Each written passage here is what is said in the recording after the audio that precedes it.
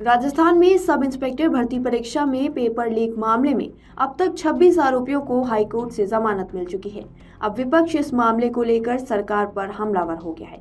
दरअसल राजस्थान में sub inspector भर्ती परीक्षा में पेपर लीक के आरोपियों को जिस रफ्तार से कोर्ट से राहत मिली है, इसे लेकर अब विपक्ष ने भजनलाल सरकार की जांच पर सवाल खड़े कर दिए हैं। प्रदेश कांग्रेस अध्यक्ष गोविंद सिंह डोटासरा का कहना है कि सरकार की कमजोर पैरवी के चलते आरोपियों को जमानत मिल रही है।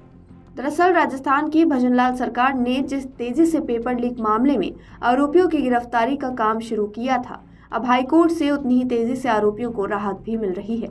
अब तक 26 आरोपियों को हाईकोर्ट से जमानत मिल चुकी है, लेकिन अब विपक्ष इस मामले को लेकर सरकार पर हमलावर हो गया है। प्रदेश कांग्रेस अध्यक्ष गोविंद सिंह डोटासरा ने कहा कि एसओजी ने कोर्ट में जो सबूत दिए हैं वे कमजोर थे, इसलिए आरोपियों को जमानत मिल रही है।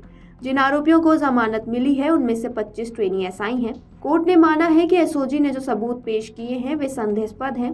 कोर्ट ने यह भी कहा था कि बेल देना नियम है और जेल अपवाद। इसी आधार पर अब तक 26 आरोपियों को जमानत मिली है। गौरतलब है कि जांच एजेंसी एसओजी ने अपनी चार्जशीट में बताया था कि इन आरोपियों से कुछ दस्तावेज बरामद हुए थे।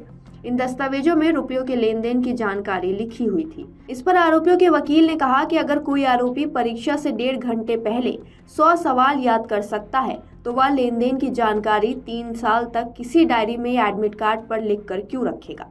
इस मामले में गोविंद सिंह डोटासरा ने लिखा, भाजपा ने सत्ता में आने से पहले आरपीएससी को भंग करने एवं पेपर लीक के आरोपियों और माफियाओं के खिलाफ कठोर कार्रवाई का दम भरा था।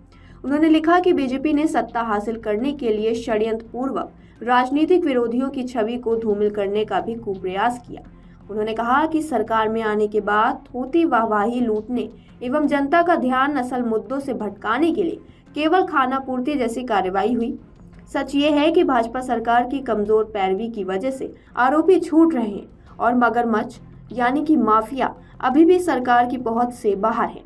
सरकार ने 100 आरोपी भी नहीं पकड़े और हालात ये हैं कि पकड़े गए ज्यादातर आरोपी भी जमानत पर रिहा हो रहे हैं। सिर्फ झूठा माहौल बनाने से हालात नहीं बदलते। बहरहाल डोटासरा के इस बयान पर आपकी क्या राय है, हमें कमेंट सेक्शन में जरूर बताएं और इस तरह की और अहम खबरों के लिए बने रहिए हमारे साथ और देखते रहिए अमर उजाला।